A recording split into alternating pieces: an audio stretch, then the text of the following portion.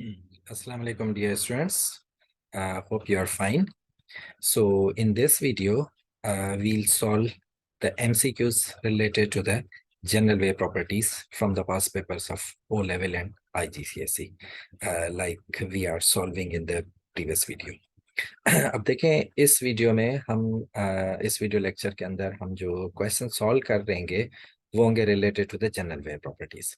सो जो हमारी पहले प्रैक्टिस रही है, same way before solving the questions you must have clear idea of the topics in this chapter. इस चैप्टर के अंदर जो भी टॉपिक्स हैं पहले आपको उनका क्लियर आइडिया होना चाहिए, then you will be able to solve these questions properly. ठीक है ना, इन क्वेश्चंस को आप अच्छी तरह तब समझ सकते हैं जब आपको इन क्वेश्चंस की थ्योरी का अच्छी तरह से इन टॉपिक्स का आपको क्लियर है। ठीक है, सो फॉर दैट पर्पस अगर आपको क्लियर है then it's good, but if still you have any difficulty, कोई टॉपिक समझ नहीं आया, तो I have already uploaded the 2 videos related to this chapter general wave properties.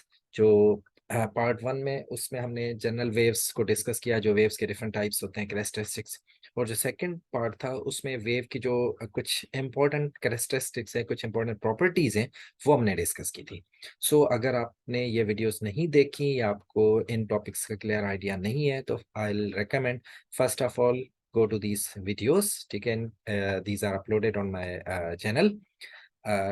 अगर आपको लिंक नहीं मिल रहा जस्ट टेक्स्ट में, और अदरवाइज मैं आप डिस्क्रिप्शन में भी इनका लिंक डाल दूंगा। ठीक है ना, पहले आप इन वीडियोस को अच्छी तरह देख लें, then come back and you will be able to understand the questions properly. अगर आपने देख लिए या अगर आपको टॉपिक अच्छी तरह समझ आ गए then we are starting the questions. ठीक है ना, अब इस क्वेश्चन का इस चैप्टर के अंदर जितने भी क्वेश्चंस होंगे वो जनरल वेव्स से रिलेटेड होंगे, मतलब वेव्स की जो डिफरेंट प्रॉपर्टीज हैं, वेव्स के जो टाइप्स हैं, उनसे रिलेटेड क्वेश्चंस होंगे। So let's start with question number 1। अब देखें क्वेश्चन नंबर 1 है, for a transverse wave what is the wave front. आपने ये बताना है कि अगर हम in terms of transverse waves बात करें, आप देखें ट्रांसवर्स वेव्स ये हमने पढ़ा था in the types of waves के वेव्स जब मूव करती हैं तो on the basis of their motion waves are categorized into 2 groups या 2 कैटेगरीज। एक होती है ट्रांसवर्स वेव्स, दूसरी होती है लॉन्गिट्यूडनल वेव्स। ठीक है ना, तो इस क्वेश्चन में आपको ये बताना है कि ट्रांसवर्स वेव्स के टर्म्स में वेव फ्रंट का क्या मतलब होता है। अब थोड़ा सा हम रिकॉल कर लेते हैं कि वेव फ्रंट होता क्या है। देखें वेव फ्रंट हमने इस लेक्चर के अंदर भी ये पढ़ा था कि वेव फ्रंट क्या होता है, a surface over which the phase of the wave is constant। Means के for example just you can see ये एक ट्रांसवर्स वेव है, just consider it as a water wave. Water wave travel कर रही है, तो आप देखें कोई भी ट्रांसवर्स वेव जब जनरेट होती है तो इसमें क्रेस्ट और ट्रफ जनरेट होते हैं ना। अगर आप इन पार्ट्स को कह रहे हैं, जो अपर पोर्शन है आप इनको क्रेस्ट कह रहे हैं, ये जो लोअर पोर्शन है इनको आप ट्रफ कह रहे हैं। तो ऐसे वेव के पार्ट्स या ऐसे वेव के पोर्शंस, ऐसे वेव के surfaces which are in phase. In phase का मतलब होता है अगर आप इनके एंगल को कंपेयर करें या इनकी हाइट को कंपेयर करें, दे आर द सेम। तो इस तरह के वेव्स, फॉर एग्जांपल ये एक वेव जनरेट हो रही है, ये सेकंड वेव होगी, इस तरह से मल्टीपल वेव्स जब ट्रेवल करती हैं तो इन सब पार्ट्स को अगर आप एक इमेजिनरी लाइन से join, keep this thing in mind कि ये जो टर्म है wave front, this is not means के this is an imaginary concept. ठीक है ना, एक इमेजिनरी आप लाइन ड्रॉ कर लेते हैं, इमेजिनरी आप पॉइंट या आप ये कह लें कि सरफेस, वो जो इन फेज पॉइंट है उस पॉइंट को आप कहते हैं वेव फ्रंट। मतलब ऐसा पॉइंट जो कि डिफरेंट वेव्स को कंबाइन करने से ऑब्टेंड हो, वो वेव्स के point which are in phase, मतलब जिनका एंगल सेम हो, जिनकी हाइट सेम हो, तो उन पॉइंट्स को आप कहते हैं वेव फ्रंट। ठीक है, ये तो हो गया वेव फ्रंट का कॉन्सेप्ट। अब हम आते हैं हमारा जो क्वेश्चन है उस क्वेश्चन के कॉन्टेक्स्ट में हमारे पास वेव फ्रंट की डेफिनेशन क्या होनी चाहिए। देखिए फर्स्ट आपके पास ऑप्शन ए है, a line joining all the points of the same crust of a wave. पहला ये पॉइंट है कि जितने भी आपके क्रस्ट हैं वेव्स के उनको ज्वाइन करें। बी आपका है a line showing the displacement of the wave, ये तो नहीं हो सकता। सी आपका है energy content of the wave, ये भी नहीं हो सकता। डी है the first part of the wave to reach a point. अब फर्स्ट पार्ट को भी आप वेव फ्रंट नहीं कहते, तो इसका मतलब है यहाँ पर जो बेस्ट आपके पास जो ऑप्शन होगा that is option A, a line joining all the points of the same crest of wave। अब इसकी डेफिनेशन ऐसे भी हो सकती है या इसके ऑप्शन ऐसे भी आ सकते हैं, the line joining of all the points of the waves which are in phase, ठीक है ना, इस तरह से भी आ सकता है। तो इन फेज क्या है, बिकॉज जो क्रेस्ट होंगे वेव्स के वो इन फेज होंगे। इसी तरह यहाँ पर ट्रफ्स भी हो सकते हैं, ट्रफ भी इन फेज होते हैं। तो किसी तरह आपको अगर कॉन्सेप्ट पता है तो you can answer the questions properly, ठीक है। ये हो गया हमारा क्वेश्चन नंबर 1। अब हम आते हैं हमारा जो सेकंड क्वेश्चन है। क्या है सेकंड क्वेश्चन? अब देखें, पहला क्वेश्चन हमारा ट्रांसवर्स वेव से रिलेटेड था। अब सेकंड क्वेश्चन है हमारा रिलेटेड है लॉन्गिट्यूडनल वेव्स के। क्वेश्चन है, longitudinal wave passes along a spring. The coils of the spring vibrate from side to side. The diagram shows the position of the coils at one particular time. ठीक है ना। Different आपको position of the waves given है, W, X, Y, Z, मतलब 4 आपको different points given है। अब आपने बताना ये है which positions are one wavelength apart. कौन सी दो पोजीशन है जो कि एक दूसरे से एक वेवलेंथ के डिस्टेंस पर है। मींस के डब्ल्यू वाई, क्या डब्ल्यू वाई के दरमियान जो डिस्टेंस है वो एक वेवलेंथ के इक्वल है, क्या एक्स वाई के दरमियान वाला डिस्टेंस या फिर वाई से जेड वाला जो डिस्टेंस है वो एक वेवलेंथ के इक्वल है। तो इसके लिए again this is very simple concept कि वेवलेंथ होती क्या है।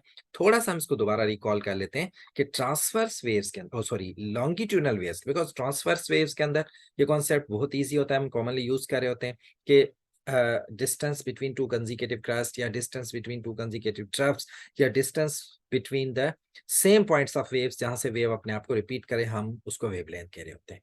इसी तरह लॉन्गिट्यूडनल वेव के अंदर अगर आप ये फाइंड आउट करना चाहें कि वेवलेंथ कहाँ होती है, तो इसके लिए सिंपल कॉन्सेप्ट वही है कि आपने ऐसे दो पॉइंट्स लेने जहां से दोबारा वेव अपने आप को रिपीट करना, मतलब जो एक दूसरे के रेप्लिका हो। तो ऐसे कोई से भी दो पॉइंट्स के दरमियान जो डिस्टेंस होगा that will B one wavelength apart. Means के फॉर एग्जांपल अगर आप ये वाला पॉइंट चूज करते हैं, तो अगर आप यहां से स्टार्ट मेजर करना स्टार्ट करते हैं, तो जब ये नेक्स्ट आएगा मींस के at this point, longitudinal waves के अंदर हम टर्म्स यूज कर रहे होते हैं कंप्रेशन एंड रेयरफेक्शन। कंप्रेशन वो रीजन होता है जहां पर particles are closer together, means के वो जो प्रेशर होता है मैक्सिमम होता है। रेयरफेक्शन में जो प्रेशर होता है वो मिनिमम होता है और पार्टिकल्स आर फार्दर अपार्ट, ठीक है ना। तो अगर आप फॉर एग्जांपल एक रेयरफेक्शन का जो सेंटर है यहां से स्टार्ट करते हैं up to the second rarefaction, तो ये डिस्टेंस भी आपका वेवलेंथ हो सकता है।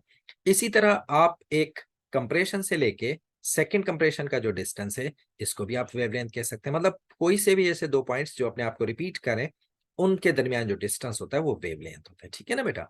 चले अब आते हैं हमारे क्वेश्चन पे कि क्वेश्चन के अकॉर्डिंग क्या होना चाहिए। अब देखिए यहाँ पर जो क्वेश्चन है, अगर हम कंपेयर करें डब्ल्यू को जेड से, तो देखिए डब्ल्यू रिप्रेजेंट कर रहा है एक कंप्रेशन को, बिकॉज यहाँ पर अगर आप कंपेयर करें पार्टिकल्स आर क्लोजर इनफ।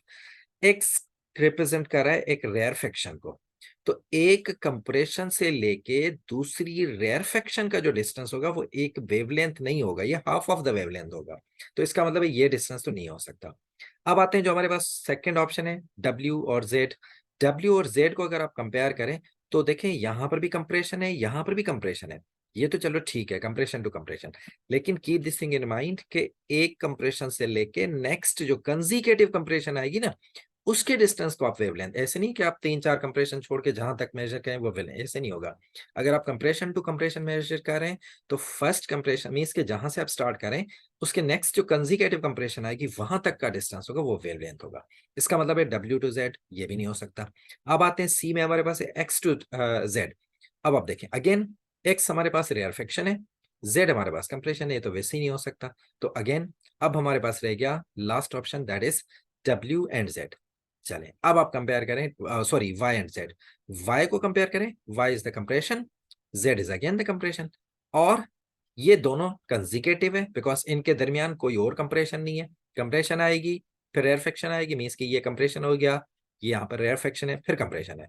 तो दिस कैन बी पॉसिबल कि एक कंप्रेशन से लेके जो नेक्स्ट कंजिकेटिव कंप्रेशन है इनके दरमियान का जो डिस्टेंस होगा that will B one wavelength apart. तो इसका मतलब है अब यहाँ पर हमारे पास जो करेक्ट ऑप्शन होगा that is option D, Y to Z. ठीक है बेटा। चले अब आते हैं क्वेश्चन नंबर 3 पे। क्वेश्चन नंबर 3 हमारा है water wave in a ripple tank. अब देखिए रिपल टैंक को हमने जो हमारा वीडियो लेक्चर था इस चैप्टर का उसके सेकंड पार्ट में हमने डिस्कस किया था कि ripple tank is a device जिसमें हम वाटर वेव्स की डिफरेंट प्रॉपर्टीज को स्टडी करते हैं। और ये भी मैंने आपको बताया था कि हम वाटर वेव्स की ही प्रॉपर्टीज को क्यों स्टडी करते हैं, तो उसका रीजन ये होता है कि water waves are easily visible, इनको हम अच्छी तरह से देख सकते हैं। तो इनमें जो भी प्रॉपर्टीज या जो भी चेंजेस अगर होती हैं, रिफ्लेक्शन, रिफ्रैक्शन, या शैलो वाटर से डीप वाटर में क्या चेंजेस अकर होती हैं, या डाइफ्रैक्शन वगैरह, इस तरह की जितनी भी प्रॉपर्टीज हैं ये हम इजीली स्टडी कर सकते हैं वाटर वेव्स के लिए। और ऑलमोस्ट सारी वही प्रॉपर्टीज बाकी वेव्स के लिए भी सेम होती हैं। तो इस वजह से as an reference, as an example समझने के लिए हम यूज करते हैं वाटर को इन अ रिपल टैंक। तो ripple tank is a device which is used to measure the properties of the water wave, ठीक है ना। क्या है, a water wave in a ripple tank refracts as it passes from the deep water to the shallow water। अब देखें ना क्या हो रहा है, डीप वाटर से शेलो वाटर की तरफ वेव्स मूव कर रही हैं। आपने बताना ये है which properties change as the wave refracts. जब वेव रिफ्रैक्ट होती है फ्रॉम डीप टू शेलो तो उसमें कौन कौन सी प्रॉपर्टीज हैं जो कि चेंज हो जाती हैं। चलें अगेन थोड़ा सा हम इसका बैकग्राउंड देख लेते हैं कि अगर वाटर जो है या कोई भी wave changes wavelength and speed direction when the cross boundary. अगर आप डीप वाटर से शैलो वाटर में या शैलो से डीप में मूव कर रहे होते हैं तो वेव की दो प्रॉपर्टीज चेंज हो जाती हैं। एक उसकी होती है वेवलेंथ, दूसरी होती है स्पीड। इन दो प्रॉपर्टीज के अलावा बाकी आप डायरेक्शन कह सकते हैं, reflection, because definitely direction change होगी।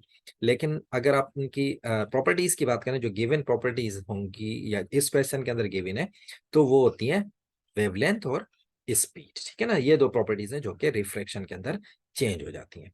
चलें अब क्वेश्चन पे आते हैं। तो देखिए क्वेश्चन में हमारे पास जो गिवन ऑप्शंस हैं हम अब इजीली चूज कर सकते हैं, speed and wavelength. Keep this thing in mind कि जो फ्रीक्वेंसी होती है वो जब वाटर डीप से शैलो में मूव करता है तो उसकी फ्रीक्वेंसी पे कोई भी चेंज नहीं आता, ठीक है ना। इससे रिलेटेड एक और क्वेश्चन भी है, वो जब हम सॉल्व करेंगे तो फिर मैं आपको ज्यादा डिटेल में उसको भी समझाऊंगा कि जो कौन कौन सी प्रॉपर्टीज हैं जो कि चेंज हो सकती हैं जब वेव रिफ्रैक्ट करती है, ठीक है। चलें अब हम मूव करते हैं क्वेश्चन नंबर 4 पे। This is quite simple and same as the question number 2, जिस तरह से हमने क्वेश्चन नंबर 2 सॉल्व किया था। क्या है इस क्वेश्चन के अंदर, a sound wave travels in the air. अब देखें साउंड वेव जो होता है this is a longitudinal wave, ठीक है ना। तो इसका मतलब इसमें कंप्रेशन और रेफ्लेक्शन होंगे।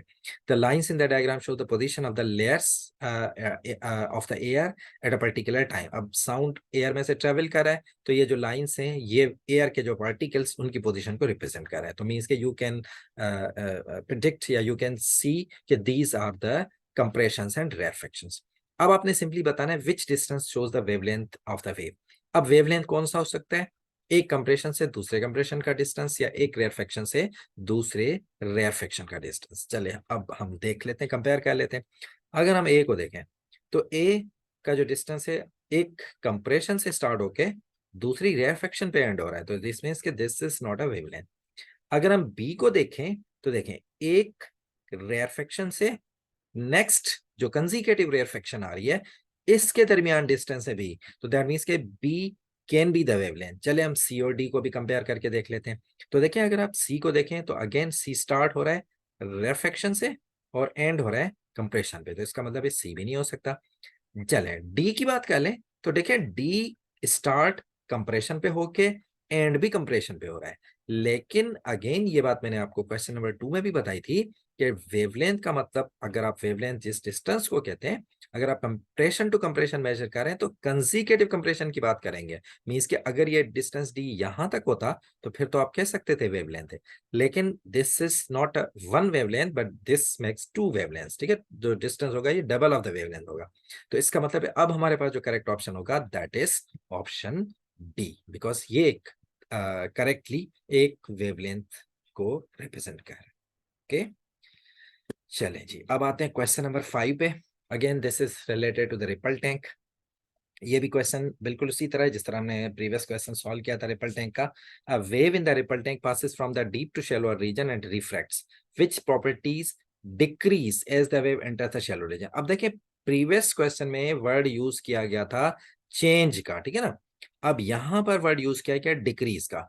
तो रिमेंबर दिस थिंग कि जब डीप वाटर से शैलो वाटर में मीन्स के सॉरी वाटर जो है डीप से शैलो रीजन में मूव करता है, तो इसका मतलब होता है उसकी वेवलेंथ और वेव स्पीड चेंज हो जाती है। ये तो हमने प्रीवियस क्वेश्चन में देखा। अब चेंज होती है तो कैसे होती है, मतलब जाहिर सी बात है चेंज होने का मतलब है या तो वो इंक्रीज होंगी या तो डिक्रीज होंगी, ऐसे ही ना। तो यहाँ पर अगर मीन्स के जो वाटर है डीप से शैलो रीजन में मूव करेगा, तो उसकी जो वेव स्पीड और वेवलेंथ है वो डिक्रीज हो जाएंगी। मीन्स के जब आप कंपेयर करेंगे वही वेव स्पीड और वेवलेंथ डीपर रीजन में, तो वहां पर वेव स्पीड भी ज्यादा होगी, वेवलेंथ भी ज्यादा होगी। जैसे ही वो वाटर वेव डीप से शैलो रीजन में ट्रेवल करके आएगा, तो उसकी वेव स्पीड और वेवलेंथ क्या हो जाएंगी, डिक्रीज हो जाएंगे। तो इसका मतलब है correct option will be option D. चले जी, अब आते हैं क्वेश्चन नंबर 6 पे। क्या है क्वेश्चन नंबर 6? क्वेश्चन है a ball floating in the ripple tank begins to move vertically up and down as a wave passes beneath it. The ball does not move horizontally. अब ये कह रहे हैं कि एक बॉल है, बिकॉज ये बॉल वाटर के ऊपर फ्लोट कर रहा है, तो जब इसके नीचे से वाटर वेव पास होगी तो ये बॉल जो है अप एंड डाउन मूव करने लगता है, ठीक है ना। ये हॉरिजॉन्टली मूव नहीं कर रहा, मींस के इन दोनों डायरेक्शन में नहीं जा रहा, just up and down move कर रहा है। अब आपने बताना ये इस स्टेटमेंट को देखे, इस सिचुएशन को देखे, विच स्टेटमेंट इज करेक्ट। क्या है स्टेटमेंट्स हमारे पास? पहली स्टेटमेंट है both energy and the water are transferred in the wave direction. इस वेव की वजह से, वेव मोशन की वजह से एनर्जी भी ट्रांसफर होगी और वाटर इटसेल्फ भी ट्रांसफर होगा। क्या ऐसा हो सकता है? चले अब हम ऑप्शन बी को देखते हैं। पहले हम ऑप्शन देख लेते हैं, फिर मैं आपको एक्सप्लेन करता हूँ क्या होना चाहिए। Energy is not transferred in the wave direction but water is, मतलब एनर्जी नहीं ट्रांसफर होगी, जस्ट वाटर होगा। सी ऑप्शन है energy is transferred in the wave direction but not water. Energy sorry B और सी में just आप देखें but water is, इसमें ये कह रहा है कि वाटर ट्रेवल करेगा, इसमें ये कह रहा है कि एनर्जी ट्रेवल करेगी और वाटर ट्रेवल नहीं करेगा। डी ऑप्शन है neither energy not nor water is transfer, ना एनर्जी ट्रेवल करेगी ना ही वाटर ट्रेवल करेगा। अब क्वेश्चन को पहले हम समझ लेते हैं कि जब वेव जनरेट होती है तो वेव का पर्पस क्या होता है, कौन सी चीज है जो कि ट्रेवल करती है। तो देखिए वेव का जो सिंपल कॉन्सेप्ट होता है, क्या होता है wave? Waves transfer energy without transferring the matter. ये होती है वेव की प्रॉपर्टी या आप कह लें मैकेनिज्म, कि जब वेव ट्रेवल करती है तो जस्ट वो एनर्जी को ट्रांसफर कर रही होती है एक पॉइंट से दूसरे पॉइंट तक, लेकिन उसके दरमियान जो मैटर होता है वो ट्रेवल नहीं कर रहा होता। जो मतलब सोर्स है, जो मीडियम है जिसमें से वेव ट्रेवल कर रही होती है, वो मीडियम या वो सोर्स इटसेल्फ ट्रेवल नहीं कर रहा होता, जस्ट वो अपनी एनर्जी जो वेव है कैरी कर रही होती है from one point two another point. तो अब अगर हम दोबारा ऑप्शंस पे आए तो देखें ऑप्शंस हमारे पास थे। अब अगर हम इन ऑप्शंस को कंपेयर करें तो हमारे पास जो मैटर थे इस सिचुएशन में वो है हमारे पास वाटर, ठीक है ना बेटा। तो इसका मतलब ये है कि अगर हम इस डेफिनेशन को कंपेयर करें इन ऑप्शन से, तो हम सिंपल ये कह सकते हैं कि यहाँ पर एनर्जी ट्रांसफर होगी लेकिन वाटर ट्रांसफर नहीं होगा। जो मैटर है वो ट्रांसफर नहीं होता वेव मोशन के अंदर। तो इसका मतलब है अब हमारे पास जो करेक्ट ऑप्शन होगा दैट इज ऑप्शन सी, कि energy is transferred in the wave direction but water is not, मतलब एनर्जी जस्ट ट्रेवल करेगी लेकिन वाटर जो होगा वो ट्रेवल नहीं करेगा, just water up and down move करेगा। अप एंड डाउन इसके अंदर जो वेव जनरेट होंगी, लेकिन वाटर इटसेल्फ जो है वो मूव नहीं करेगा। ठीक हो गया। चलिए अब आते हैं क्वेश्चन नंबर 7 पे। क्या है क्वेश्चन नंबर 7? ये भी रिपल टैंक से रिलेटेड है। आप देखें आप रिपल टैंक कितना इंपॉर्टेंट है, कितने सारे क्वेश्चंस हैं which are related to the ripple tank. क्या है question? In an experiment using the ripple tank plane wave fronts arrive at a plane surface. अब प्लेन का मतलब होता है इन वेव्स के अंदर कर्व नहीं है, जैसे स्फेरिकल वेव्स होते हैं, सर्कुलर वेव्स होते हैं, तो इस तरह से ये प्लेन वेव है, ठीक है ना। मतलब एक हॉरिजॉन्टल वेव है, या आप कह लें कि वेव की डायरेक्शन में कोई चेंज नहीं आ रहा, वेव मूव कर रही है। अब ये वेव आके जब इस बैरियर से टकराएगी तो जाहिर सी बात है बैरियर से टकराने के बाद इसके अंदर रिफ्लेक्शन होगी, मैं इसके ये वेव बाउंस बैक करेगी। अब keeping this property of the wave, आपने ये बताना है which row correctly describes the wave after the reflected from the surface. आपने ये बताना है कि इस वेव की कौन कौन सी मतलब वेव स्पीड पे क्या चेंज होगा और वेव लेंथ पे क्या चेंज होगा। अब देखिए प्रीवियस क्वेश्चंस जो 2 क्वेश्चन हमने सॉल्व किए थे रिपल टैंक के, उसमें जो प्रॉपर्टी यूज थी वो थी रिफ्रैक्शन की, या इस तरह से था कि वाटर डीप से शैलो रीजन में ट्रेवल कर रहा था। तो keep this thing in mind कि जब वाटर डीप से शैलो में मूव कर रहा है या आपके कह लें कि रिफ्रैक्शन अकर हो रही है, तो इन रिफ्रैक्शन वाटर की वेव स्पीड और वेवलेंथ चेंज हो जाती है। लेकिन अगर आप रिफ्लेक्शन की बात करें जहां पे बाउंसिंग होती है, तो बाउंसिंग के अंदर ऐसा होता है कि आप देखें ये है प्लेन वेव की रिफ्लेक्शन। अब ये प्लेन वेव आके जब इस बेरियर से टकराएगी, तो बेरियर के अकॉर्डिंग जिस डायरेक्शन में बेरियर होगा, आप जिस तरह से नॉर्मल आप रिफ्लेक्शन के लिए आप यहाँ पे एक नॉर्मल ड्रॉ करते हैं, उसके बाद आप एंगल ऑफ इंसिडेंस और एंगल ऑफ रिफ्लेक्शन मेजर करते हैं, दैट मस्ट बी सेम।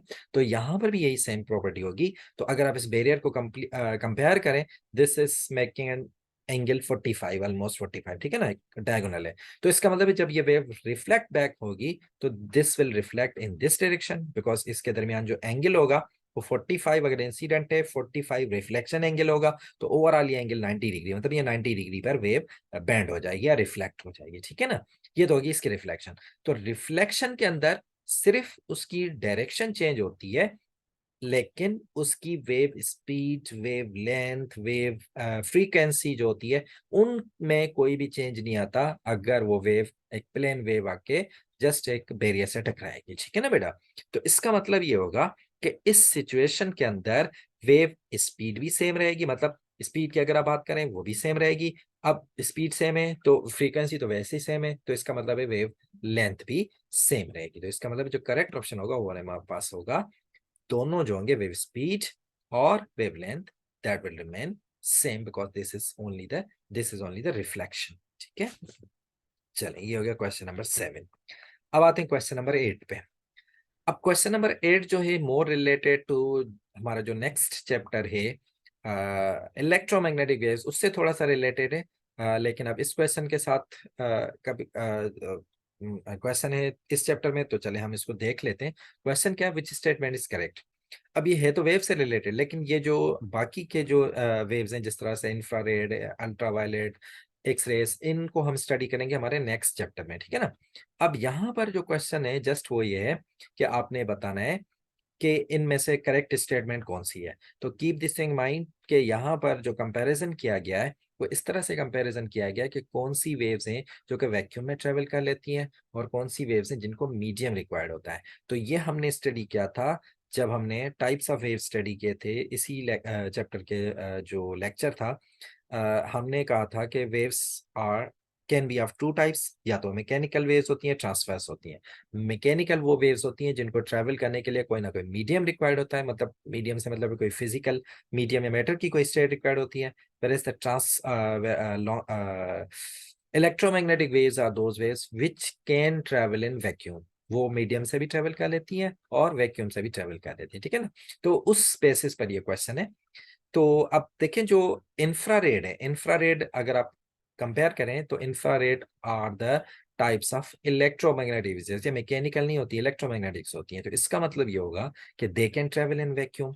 तो अब कंपेयर अब हम अगर ऑप्शंस को देखें, ऑप्शन ए हमारे पास है infrared radiations can not travel in, because electromagnetic है तो डेफिनेटली वैक्यूम से ट्रेवल कर लेंगे, तो इसका मतलब ऑप्शन ए नहीं हो सकता। बी को अगर देखें, infrared radiations can not travel in solids और गैसेस। अब देखें जो मैकेनिकल वेव्स होती है वो सिर्फ मीडियम से ट्रेवल कर लेती है, वैक्यूम से ट्रेवल नहीं करते हैं।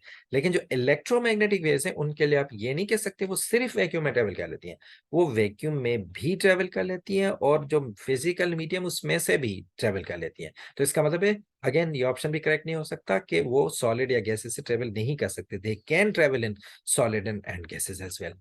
ऑप्शन सी है infrared radiations can only travel. अब देखें ना, ये वही बात हो गई, सिर्फ वैक्यूम में ट्रेवल नहीं करती, वो दोनों से ट्रेवल कर सकती हैं। तो इसका मतलब है अब हमारे पास जो लास्ट ऑप्शन है वही करेक्ट हो सकता है कि infrared radiations can travel in vacuum and gases, मतलब वो वैक्यूम से भी ट्रेवल कर लेती हैं और गैसेस से भी ट्रेवल कर लेती हैं। तो ऑप्शन डी से करेक्ट। चलिए ये हो गया हमारे क्वेश्चन 8। चलिए क्वेश्चन 9 है हमारा, water waves refract at a boundary between the deep water and the shallow water। Again water जो है वो डीप से शैलो में ट्रेवल कर रहा है, what is the effect on the frequency, wavelength and wave speed, wave speed of the waves at the boundary. अभी देखें, ये प्रीवियस क्वेश्चंस में हमने ये डिस्कस किया था कि जब वाटर जो है वो डीप से शैलो रीजन में ट्रेवल करता है, तो शैलो में ट्रेवल करने के लिए उसकी जो फ्रीक्वेंसी होती है उसमें कोई भी चेंज नहीं आता, इट रिमेन सेम, ठीक है ना, फ्रीक्वेंसी तो सेम होगी।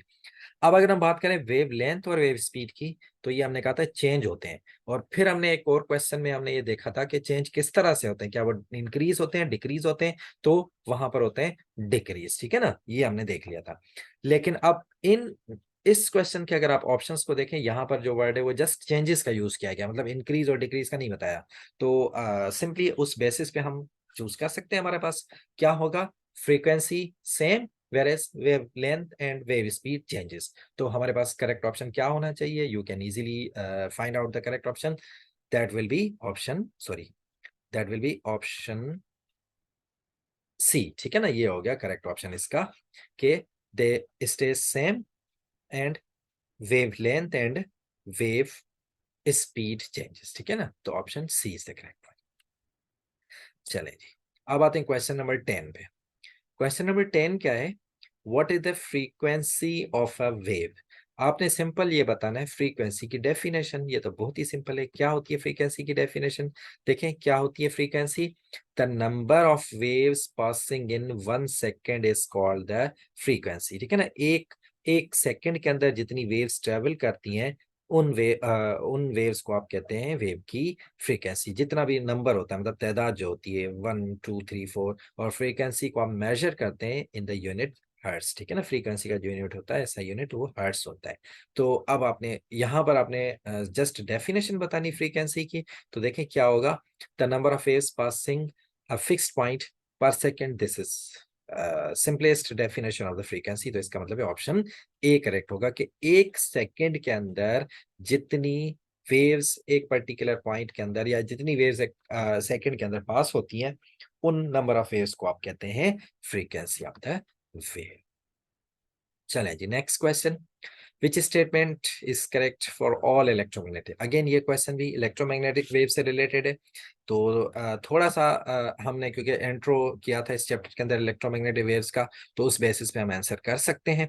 क्या कर सकते हैं, पहला ऑप्शन है देयर आर ट्रांसफर्स, यस, जितनी भी इलेक्ट्रोमैग्नेटिक वेव्स होती हैं, keep this thing in mind कि सब की सब इलेक्ट्रोमैग्नेटिक वेव्स ट्रांसफर्स होती हैं। मैकेनिकल के अंदर ऐसा नहीं होता, मैकेनिकल के अंदर कुछ ऐसी मैकेनिकल वेव्स हैं जिनका नेचर ट्रांसफर्स होता है, कुछ का नेचर जो है वो लॉन्गिट्यूडनल होता है, ठीक है ना।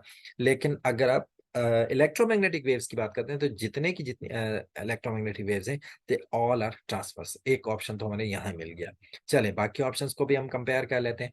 ऑप्शन बी कह रहा है they can not travel in vacuum, ये नहीं हो सकता, बिकॉज दे कैन ट्रेवल। सी है they have the same frequency, नहीं ये भी नहीं हो सकता, सेम फ्रीक्वेंसी नहीं होती, हर इलेक्ट्रोमैग्नेटिक वेव्स की डिफरेंट डिफरेंट फ्रीक्वेंसीज होती हैं।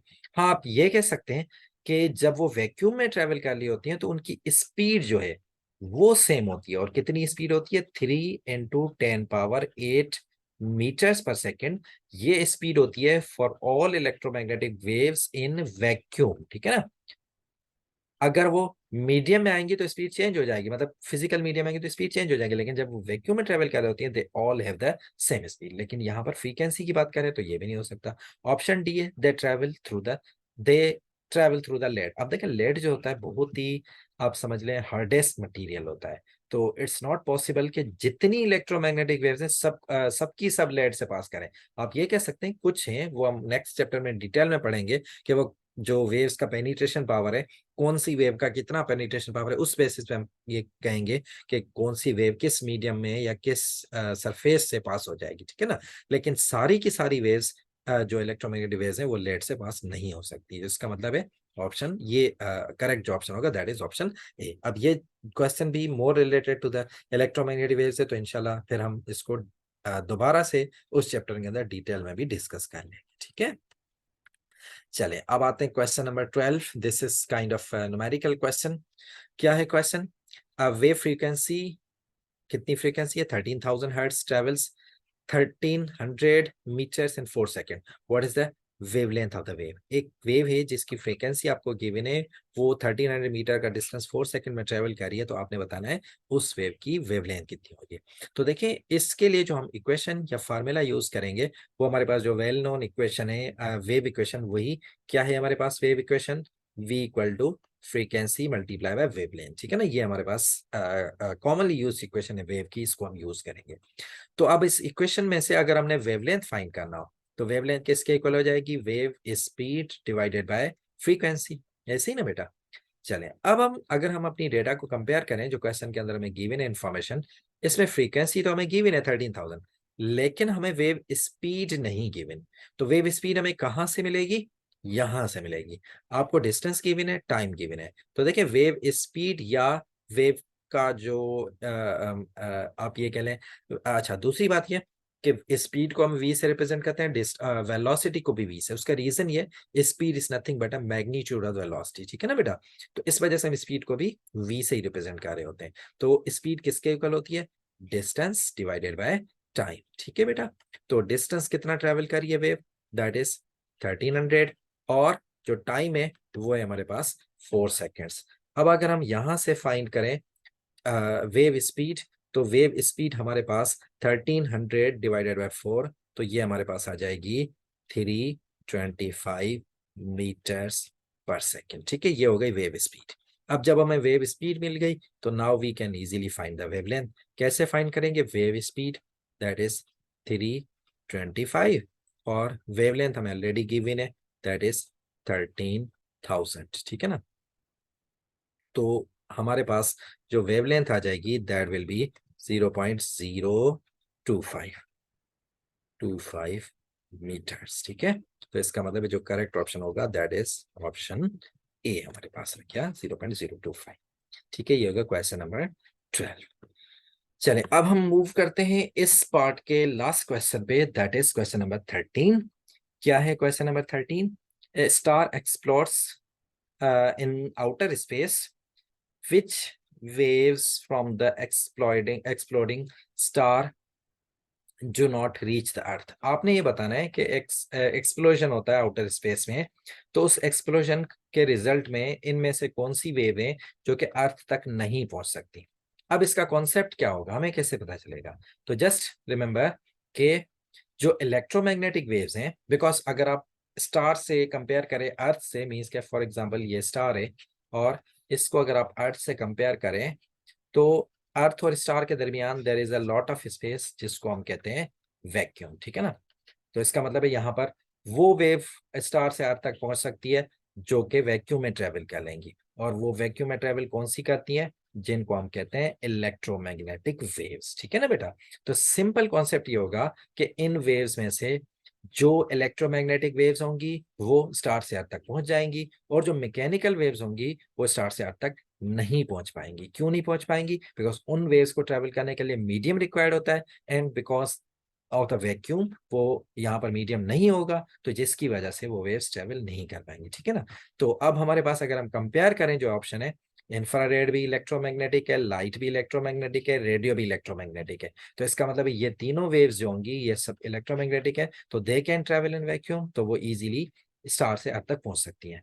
अब हमारे पास जो बच गया sound, sound is a kind of mechanical wave, तो मैकेनिकल वेव होने की वजह से साउंड जो है वो स्टार से अर्थ तक नहीं पहुंचेगा, तो इसका मतलब option D is the correct one, ठीक है ना। तो ये हो गए 13 क्वेश्चन इस चैप्टर के। Still there are lot of questions remaining, तो वो इंशाल्लाह हम सॉल्व करेंगे in part 2। So keep watching the videos, इंशाल्लाह बहुत ही जल्दी पार्ट 2 भी हम सॉल्व कर लेंगे। इसके बाद मीन्स के अब तक जो हमने क्वेश्चन सॉल्व किए हैं, if you still have any confusion, कोई क्वेश्चन क्लियर नहीं हुआ, किसी कोई टॉपिक जो क्वेश्चन हमने सॉल्व किए इनसे रिलेटेड किसी टॉपिक में क्वेश्चन हो, तो you can ask me any time, ठीक है। अदरवाइज इंशाल्लाह see you in the next part very soon. अल्लाह हाफिज, हैव अ नाइस डे।